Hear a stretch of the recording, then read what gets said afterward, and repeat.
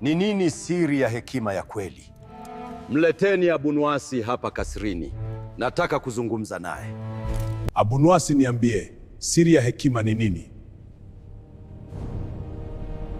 Hapo zamani katika mji mkubwa wa Baghdad, kitovu cha elimu na utamaduni, alizaliwa mtu ambaye angekuwa maarufu kwa akili na mashairi yake. Mtoto huyo aliitwa Abunuwas al-Hasan ibn Hani al-Hakami, ambaye baadaye dunia ingemjua kama Abunuwasi.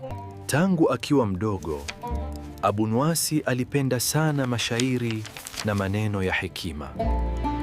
Watu wa Baghdad walishangazwa na akili yake ya haraka na maneno yake yenye ujanja.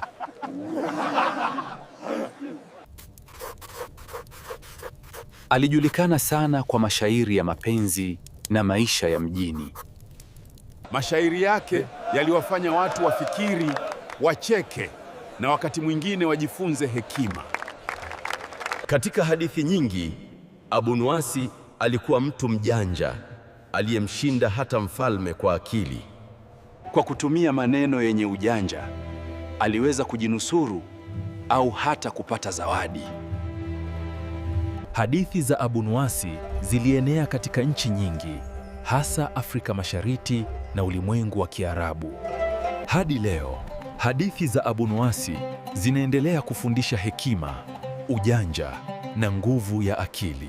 Kabla hatujaendelea na simulizi ya Abunuwasi, tafadhali subscribe channel hii na ubonyeze alama ya kengele. The Story Empire. Kulikuwa na siku moja katika jiji kubwa la Baghdad ambapo watu walizungumzia sana kuhusu mtu mmoja mwenye akili kali kuliko wote. Mtu huyo alikuwa Abunuwasi.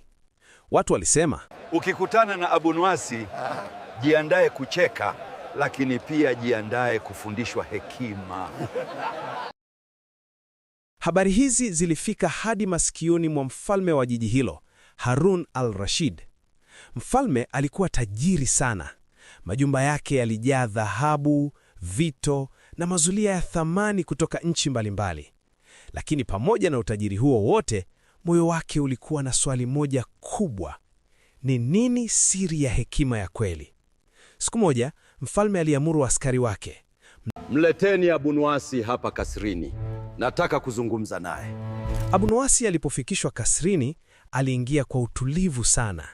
Hakushangazwa na kuta za dhahabu wala viti vya kifalme.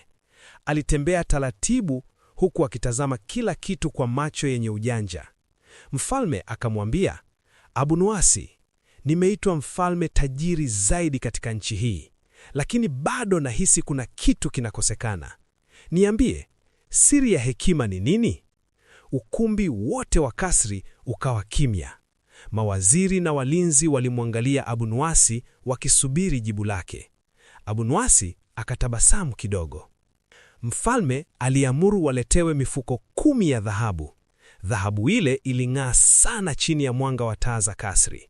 Mfalme akasema, ukiniambia siri ya hekima ya kweli, nitakupa mifuko hii yote ya dhahabu. Watu wote wakafikiri Abunuwasi angefurahi sana, lakini badala yake Abunuwasi aliangalia mifuko ile kwa sekunde chache, kisha akasema kwa utulivu, ewe mfalme, kabla sijakujibu, naomba nikufanyie jaribio moja. Mfalme akakubali kwa mshangao. Abunuwasi alimwambia askari, chukueni mfuko mmoja wa dhahabu, mkauweke nje ya kasri. Askari wakafanya hivyo.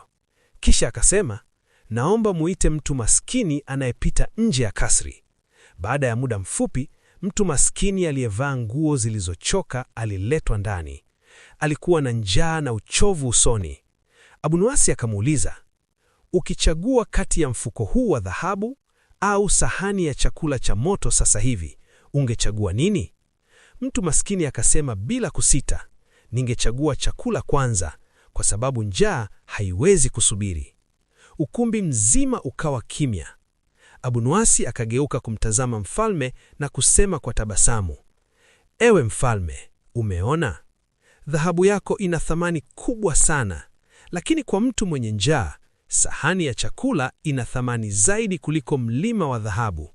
Mfalme akanyamaza kwa muda. Abunuwasi akaendelea kusema, hekima ya kweli si kujaza majumba kwa dhahabu, bali ni kujua ni nini kina thamani zaidi katika kila wakati wa maisha. Ukumbi wote ukabaki kimya kwa sekunde chache. Kisha mfalme akaanza kucheka kwa furaha kubwa. Mfalme akasema kwa sauti kubwa, Abunuwasi, leo umenifundisha jambo ambalo dhahabu yangu yote haikuweza kunifundisha. Kisha akaamuru, mpe Abunuwasi mifuko yote ya dhahabu. Lakini jambo la kushangaza lilitokea. Abunuwasi akachukua mfuko mmoja tu.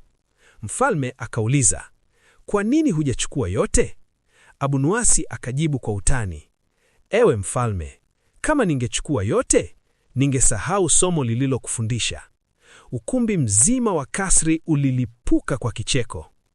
Kuanzia siku hiyo, watu wa Baghdad waliendelea kusimulia hadithi ya Abunuwasi aliyomfundisha mfalme kuwa hekima si mali, bali ni uwezo wa kuelewa thamani ya vitu vidogo katika maisha. Na Abunuwasi mwenyewe aliendelea kutembea katika mitaa ya jiji hilo, akicheka, akifundisha, na wakati mwingine akiwadanganya watu kwa ujanja wake wa kuchekesha.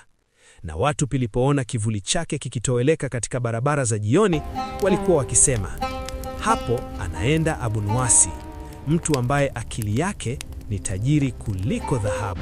Bonyeza subscribe na kengele ili usikose hadithi zinazofuata. The Story Empire.